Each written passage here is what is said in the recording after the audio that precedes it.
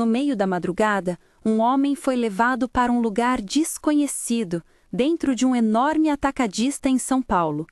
Ele não sabia exatamente onde estava, apenas sentiu a frieza do chão e o silêncio opressor que parecia se estender infinitamente ao seu redor. O espaço era dividido em setores vastos, escuros, onde as pilhas de caixas formavam corredores estreitos e labirínticos. Sozinho, ele não tinha para onde ir. Durante horas permaneceu imóvel, esperando algo que nunca chegou: a visita do dono do estabelecimento. Era o ano de 2022, numa das maiores redes de atacado do Brasil, localizada na região central da capital paulista. O homem, que preferiu manter sua identidade em sigilo por medo de retaliações, foi levado abruptamente após ser acusado injustamente de um furto. Ele trabalhava como auxiliar operacional no local há pouco mais de um ano e nunca havia tido problemas com a empresa ou com seus colegas. Naquela noite, porém, tudo mudou.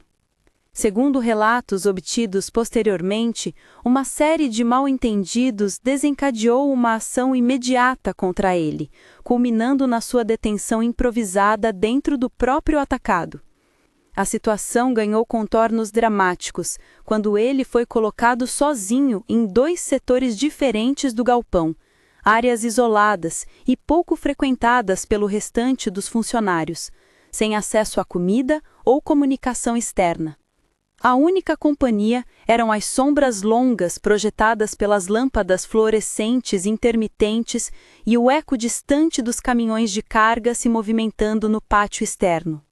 Ele não sabia por quanto tempo ficaria ali preso, à espera de uma decisão que parecia demorar demais para chegar. Foi nesse instante que decidiu tomar uma atitude: permanecer sentado, aguardando a chegada da pessoa responsável pela situação. O dono do estabelecimento. Este momento marca o início de uma história marcada por acusações controversas, falhas na gestão e uma luta inesperada pela dignidade dentro de um ambiente corporativo gigantesco. O contexto em que essa história se desenrolou é essencial para entender os desdobramentos que viriam a seguir. O atacadista em questão é uma referência nacional no setor varejista brasileiro e possui milhares de funcionários espalhados por diversos centros urbanos.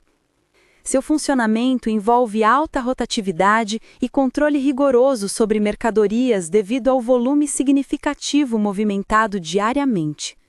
Trabalhar nesses locais exige disciplina e adaptação constante às regras internas, muitas vezes rígidas e pouco transparentes aos olhos dos trabalhadores mais simples. Na data exata dos acontecimentos, os processos internos pareciam falhar justamente quando deveriam garantir segurança e justiça para todos os envolvidos, especialmente os colaboradores que dependem desse emprego para sobreviver. A acusação contra o trabalhador surgiu logo após o inventário ser realizado por supervisores externos contratados temporariamente para verificar perdas no estoque. Apesar das evidências frágeis apresentadas contra ele, os superiores tomaram medidas autoritárias sem aprofundar investigações ou permitir qualquer tipo de defesa minimamente justa. O relato do homem revela ainda mais complexidade ao mostrar como a administração optou pela contenção física dele dentro das instalações comerciais, prática não oficial, mas adotada informalmente em diversos setores da empresa para evitar problemas jurídicos externos ou exposição negativa nas redes sociais. Ao ser colocado separado dos demais colegas e confinado em 2 espaços distintos durante horas seguidas, ele sofreu uma espécie de isolamento quase total, incomum até mesmo em casos considerados graves pela política interna da rede. Ao sentar-se esperando a visita do proprietário do atacado, ele expressava não só a esperança por explicações claras, como também uma forma silenciosa de protesto contra o modo como estava sendo tratado naquele momento crucial. A ausência dessa visita reforçou sua sensação de abandono institucionalizada dentro daquele complexo empresarial onde tudo deveria funcionar perfeitamente. Esse primeiro contato com o ambiente hostil dentro do atacadisto expõe as tensões presentes entre trabalhadores comuns e gestores corporativos numa realidade marcada por desigualdades persistentes no mundo do trabalho formal brasileiro contemporâneo. Nas semanas seguintes àquele episódio inicial, foram surgindo depoimentos contraditórios, tanto da parte da empresa quanto dele próprio, cada lado com sua versão para o episódio inusitado que envolveu pessoas comuns em circunstâncias extraordinárias. A história não terminaria ali, pelo contrário. Aquele instante marcado pela solidão forçada no interior do galpão prenunciava conflitos ainda maiores envolvendo direitos trabalhistas negligenciados, exposição pública inesperada e questionamentos profundos sobre práticas gerenciais em grandes corporações nacionais. Enquanto isso, o homem permanecia naquela posição incômoda entre caixas empilhadas, vigilante frente à chegada prometida que poderia decidir seu destino dentro daquela estrutura colossal, onde o poder parecia concentrado nas mãos de poucos. O que viria depois daquelas primeiras horas solitárias mudaria completamente sua vida, rebatendo conceitos tradicionais sobre justiça interna nas grandes redes varejistas brasileiras.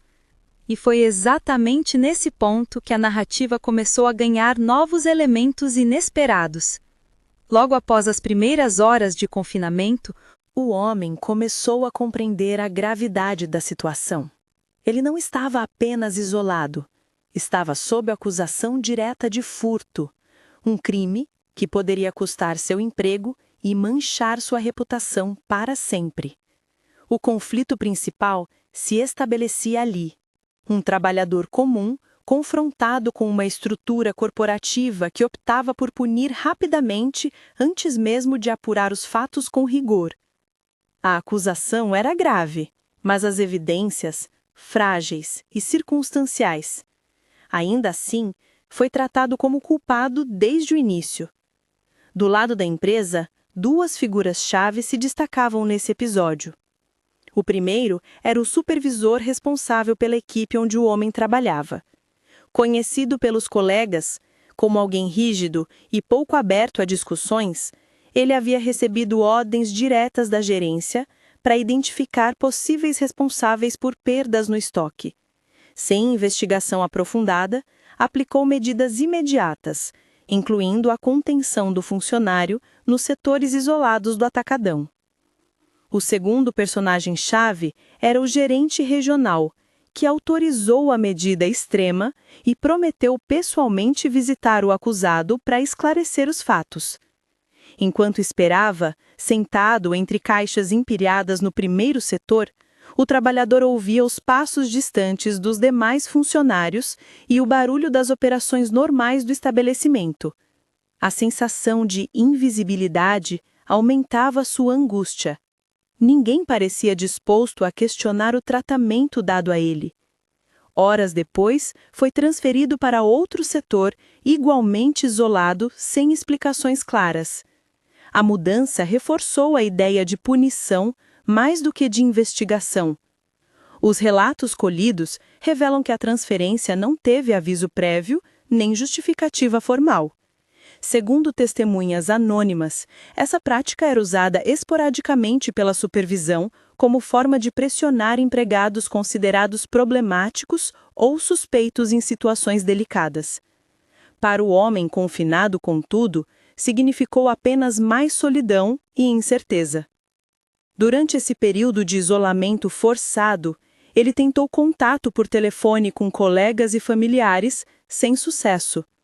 Os aparelhos estavam confiscados ou bloqueados pela segurança do local.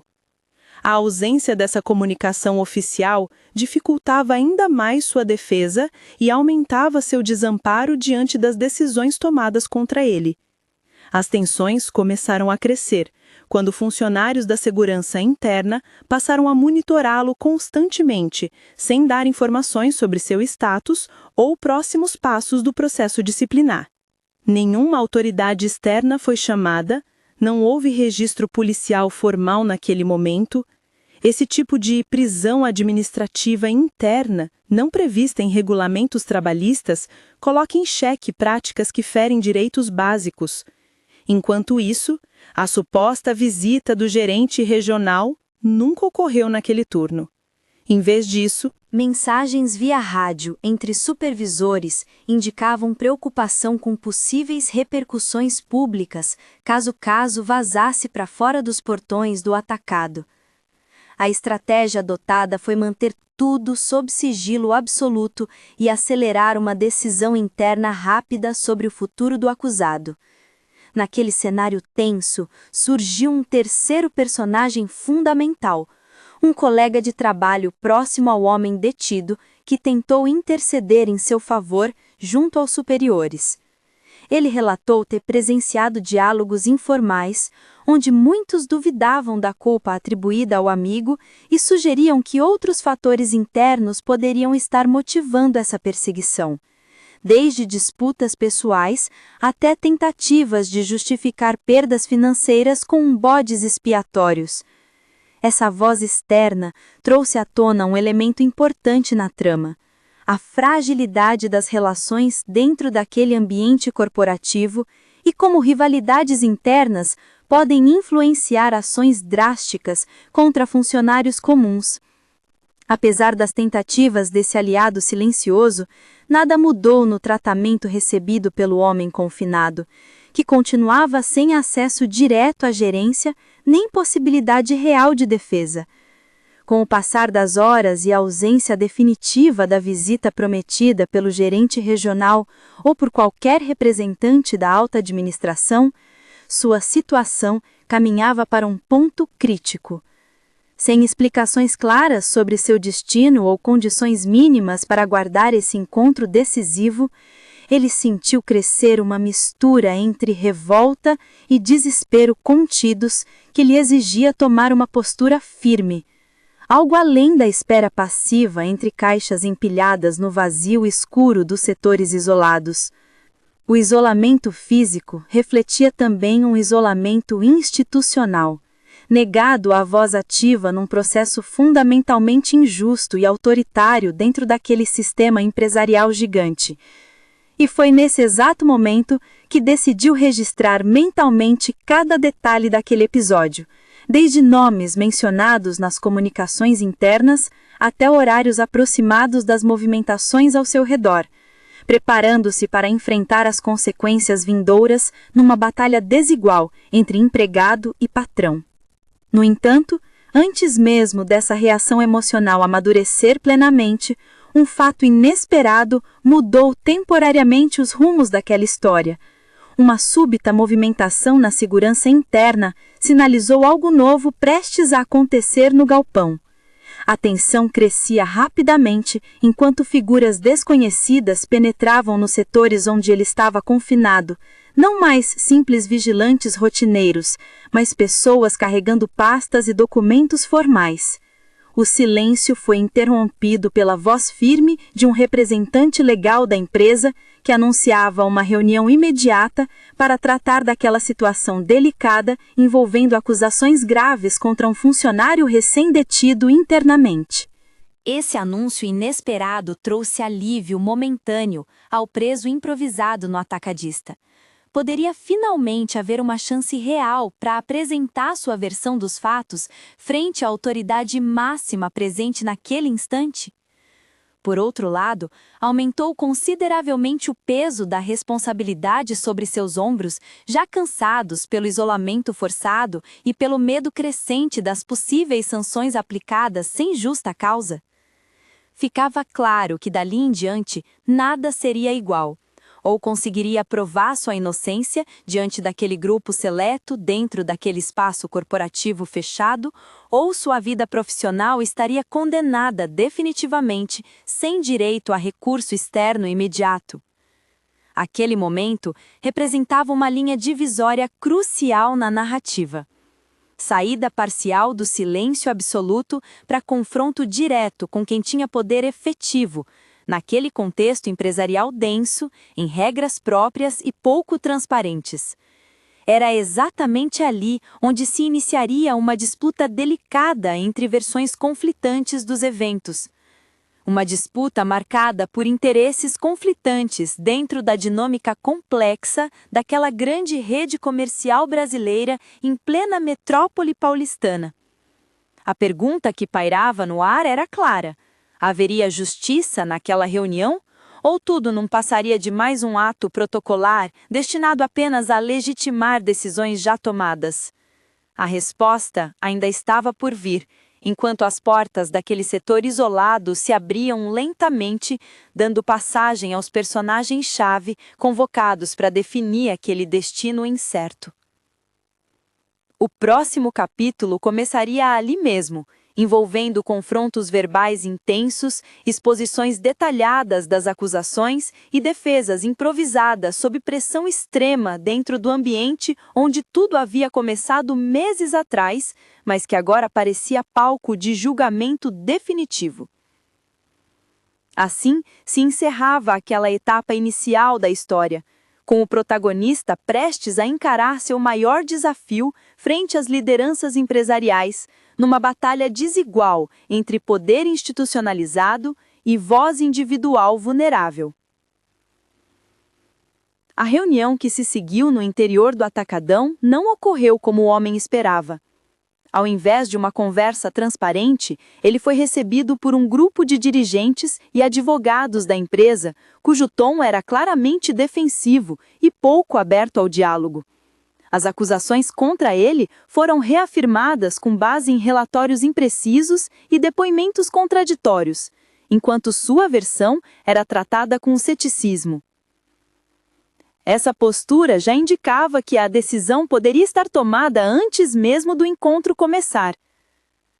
No entanto, quando o trabalhador começou a questionar os procedimentos adotados, apontando a falta de provas concretas e denunciando o isolamento imposto como forma de coação, algo inesperado aconteceu. Um dos documentos apresentados tinha inconsistências evidentes. Datas trocadas, assinaturas ilegíveis e lacunas nos registros de entrada e saída do estoque. Essa falha técnica abriu uma brecha para contestar o processo interno, que até então parecia infalível.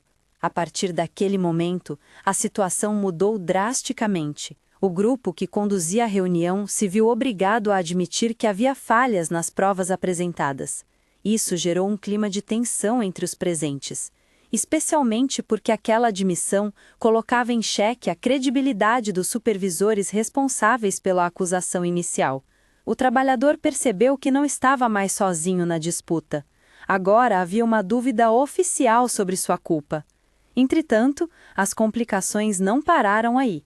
Em meio à confusão, surgiu a notícia de que câmeras internas instaladas nos setores onde ele esteve confinado haviam sido apagadas ou estavam com imagens corrompidas. Um fato grave que sugeria manipulação ou negligência por parte da segurança do estabelecimento. Essa descoberta aprofundou ainda mais o mistério em torno do caso e ameaçava expor práticas questionáveis na administração do atacado. O trabalhador então decidiu solicitar formalmente o acesso às gravações restantes e exigiu uma investigação externa para apurar as irregularidades detectadas nos procedimentos internos. Foi nesse ponto que se deu a primeira grande virada da história. A empresa, pressionada pela possibilidade de escândalo público, concordou em abrir uma auditoria independente para esclarecer os fatos.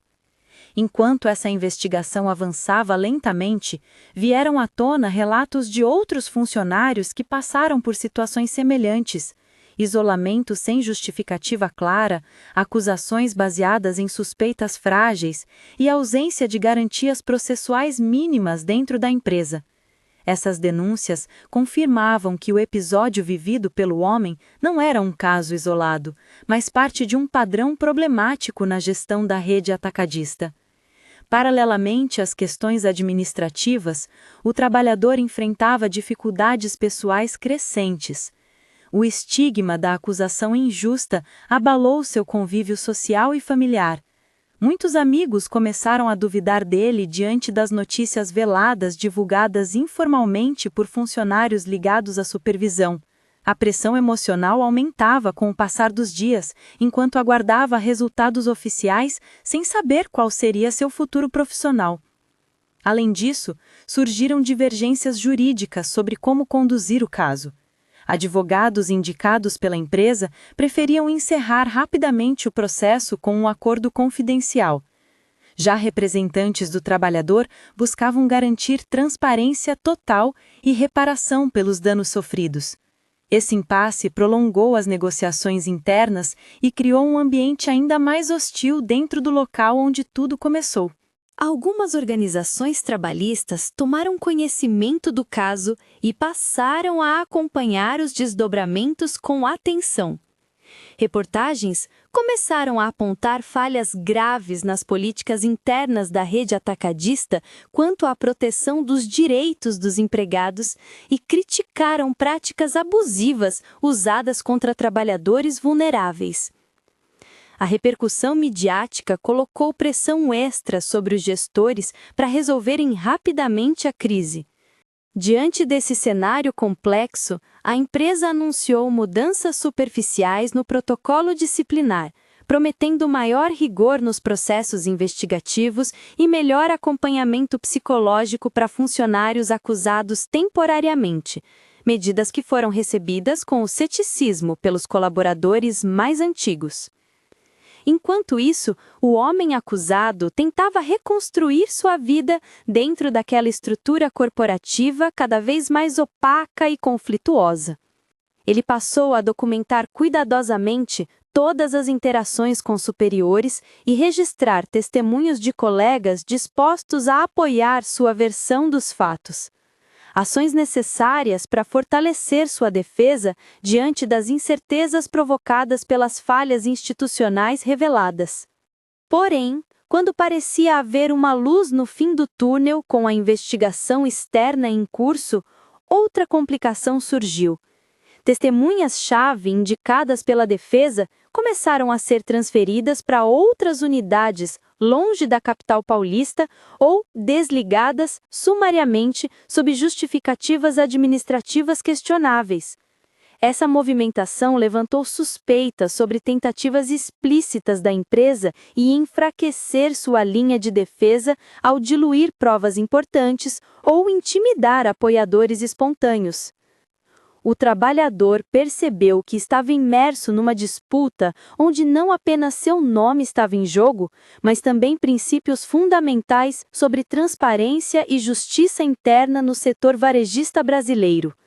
Uma luta desigual contra mecanismos institucionais sofisticados destinados muitas vezes a proteger interesses econômicos acima dos direitos individuais.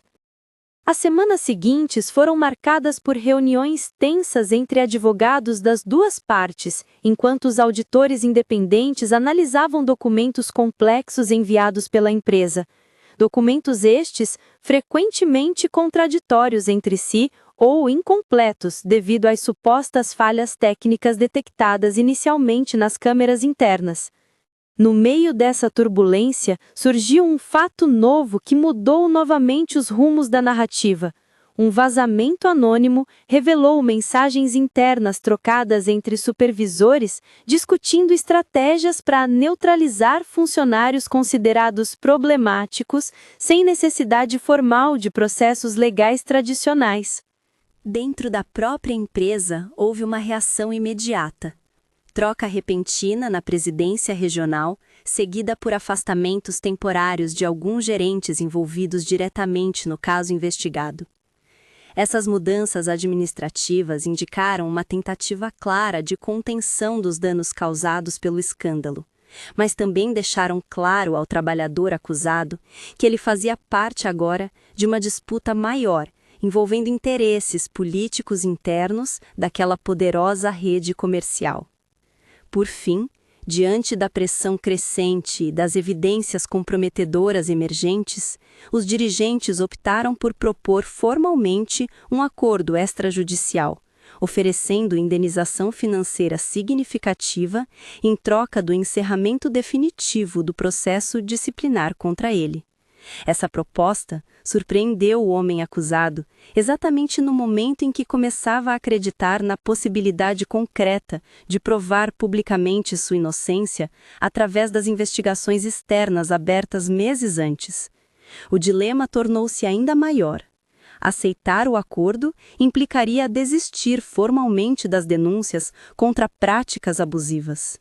Recusar significaria enfrentar uma empresa com enormes recursos, capaz de esticar o processo por anos. O dilema aumentava a tensão já instalada, que agora se espalhava para além das paredes do atacadão. Enquanto isso, no interior da rede varejista, os rumores e insatisfações entre funcionários cresciam. Surgiam relatos sobre casos parecidos, trabalhadores isolados em setores distantes, acusados sem provas sólidas e submetidos a procedimentos internos pouco transparentes. Uma atmosfera de medo e desconfiança se instalava. Quem poderia garantir que não seria o próximo? A situação criava um clima pesado que impactava diretamente na produtividade e na convivência diária. Além das denúncias internas, a investigação externa avançava, lentamente, mas já revelava dados alarmantes. Arquivos de áudio interceptados mostravam diálogos entre supervisores discutindo estratégias para neutralizar empregados considerados problemáticos, usando métodos pouco ortodoxos para obter resultados rápidos.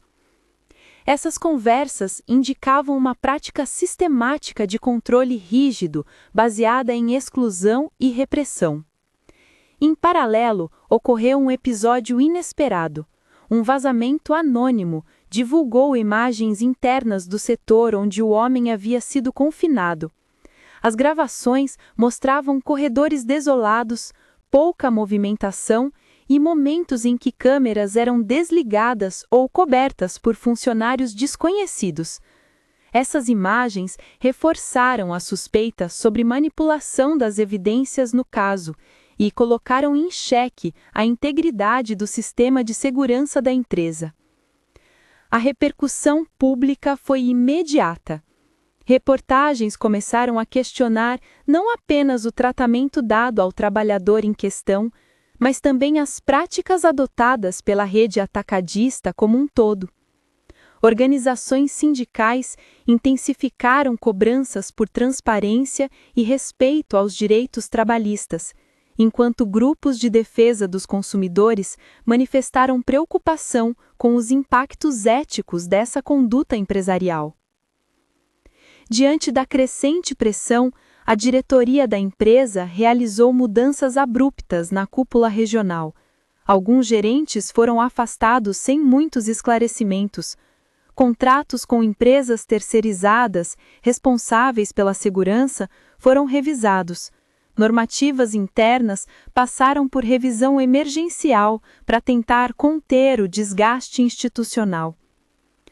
Para o homem envolvido no conflito, essas movimentações não trouxeram alívio imediato, ao contrário, ele passou a ser monitorado ainda mais de perto pelos setores de segurança interna, como se fosse uma ameaça à estabilidade do ambiente corporativo recém-agitado pelas denúncias. Nesse contexto tenso e imprevisível, surgiram novos elementos que aprofundaram o drama pessoal dele. Familiares começaram a receber telefonemas anônimos, insinuando que ele deveria desistir do processo para evitar consequências maiores. Amigos próximos foram abordados por pessoas ligadas à empresa oferecendo empregos em outras unidades sob condição tácita de silêncio sobre o ocorrido. Algumas testemunhas favoráveis desapareceram repentinamente dos registros internos ou foram transferidas sem justificativa clara. Esses episódios alimentaram uma sensação crescente de perseguição e isolamento social que ultrapassava os limites do local de trabalho, afetando diretamente sua vida cotidiana fora do atacadão. Ao mesmo tempo, dentro da própria investigação independente, surgiram contradições entre depoimentos recolhidos e documentos oficiais enviados pela empresa. Agendas alteradas, relatórios lacunares e uma série de informações conflitantes dificultavam conclusões definitivas. Foi nesse ponto que outra virada dramática aconteceu. Os auditores independentes receberam denúncias anônimas, afirmando que parte dos documentos apresentados originalmente teria sido adulterada para encobrir falhas administrativas graves relacionadas à gestão do estoque, justamente onde começara toda essa crise. Esse novo fato gerou um impasse dentro da auditoria. Manter a neutralidade exigiria aprofundar as investigações além do escopo inicial. Porém, isso colocaria vários executivos da rede sob suspeita direta. A pressão política interna aumentou significativamente. Enquanto isso, o trabalhador tentava resistir à pressão psicológica crescente. Continuava reunindo provas documentais e testemunhos em seu favor para fortalecer sua defesa jurídica. Tarefa difícil diante do cerco cada vez mais apertado imposto pela empresa em suas relações profissionais e pessoais. Sua saúde física começou a ser afetada pelo estresse constante. Noites mal dormidas, ansiedade exacerbada e episódios frequentes de indisposição tornaram-se rotina durante aquele período turbulento. Apesar disso, manteve firme sua postura reivindicando justiça plena, recusando qualquer tipo de acordo que lhe impusesse silêncio ou renúncia dos direitos fundamentais feridos durante todo aquele processo interno desastroso. O cenário ganhava contornos ainda mais complexos, quando surgiram denúncias complementares envolvendo outros funcionários da rede atacadista, casos documentados de assédio moral velado por parte da supervisão, pressão excessiva por metas inalcançáveis, punições arbitrárias sem respaldo formal. Tudo isso consolidava uma narrativa coletiva preocupante sobre práticas abusivas recorrentes naquela corporação gigante. Diante desse quadro multifacetado, marcado por conflitos internos profundos, revelações chocantes nas investigações externas e tensões sociais crescentes, ficou claro que aquela história ultrapassava largamente o episódio inicial isolado de acusação injusta contra um trabalhador só. Ela passou a simbolizar um problema estrutural enraizado no funcionamento das grandes redes varejistas brasileiras, que privilegiam eficiência numérica acima dos direitos humanos básicos nas relações laborais. Com isso, crescendo em visibilidade pública e midiática, graças à atuação vigorosa da imprensa investigativa, aumentavam também as tensões dentro do estabelecimento comercial paulista, onde tudo acontecera inicialmente. Funcionários divididos entre apoio silencioso ao acusado ou medo explícito das consequências caso se manifestassem, dirigentes pressionando equipes jurídicas para conter danos, enquanto tentavam preservar imagem institucional quase abalada irreparavelmente diante dos fatos externamente expostos.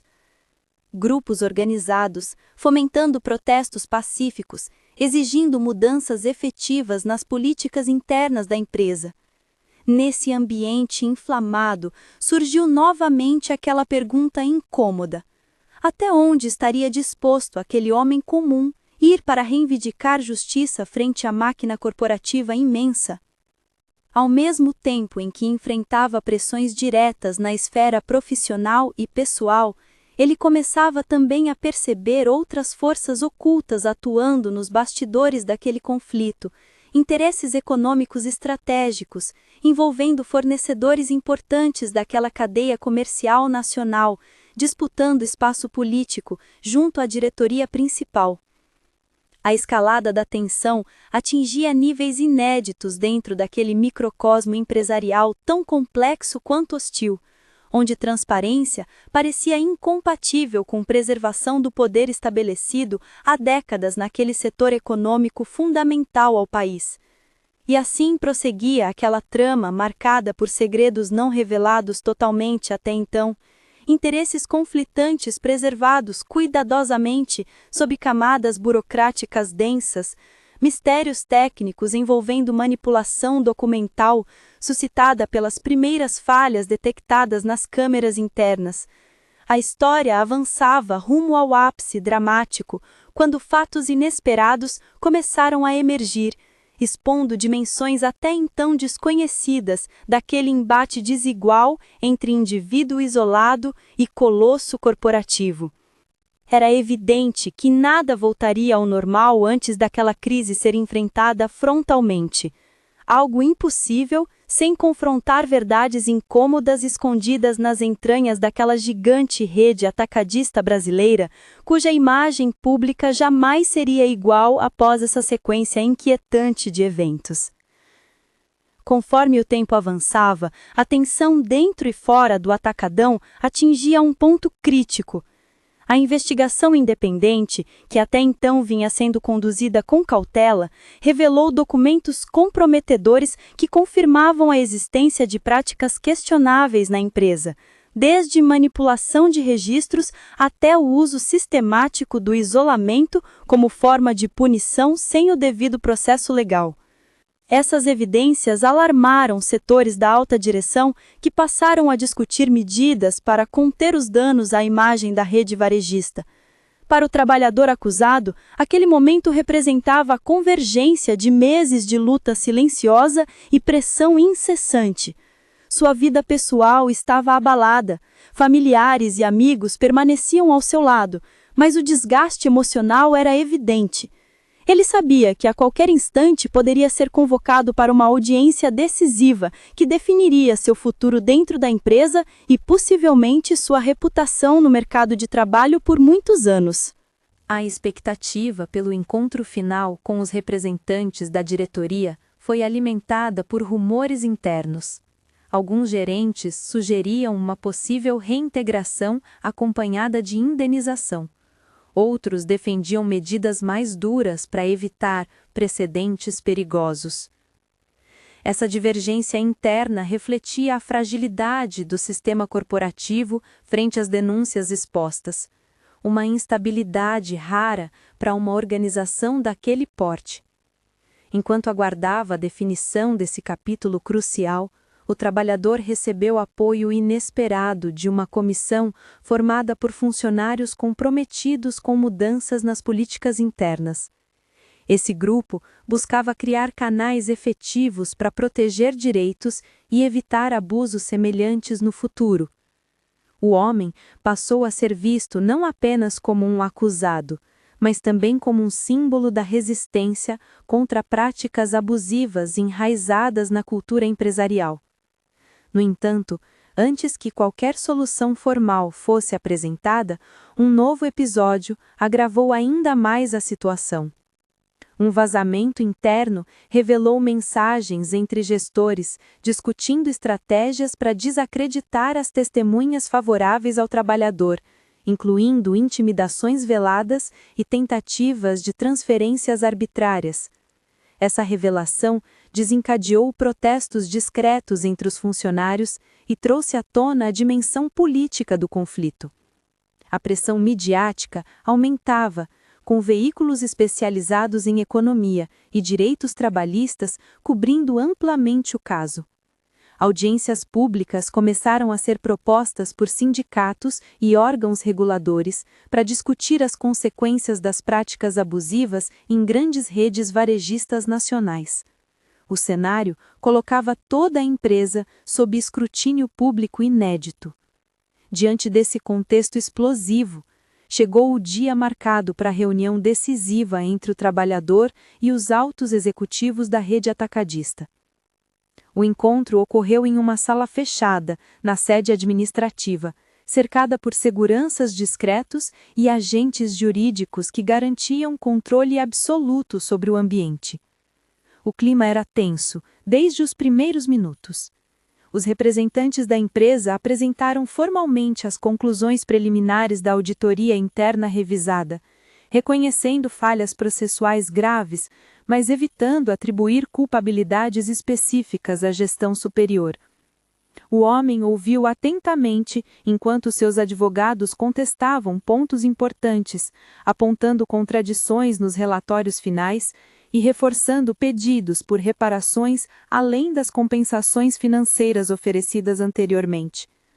Durante horas, as negociações se estenderam em clima acirrado. A diretoria insistia em limitar danos e garantir confidencialidade. Ele exigia transparência total e garantia de que nenhum empregado seria penalizado injustamente novamente.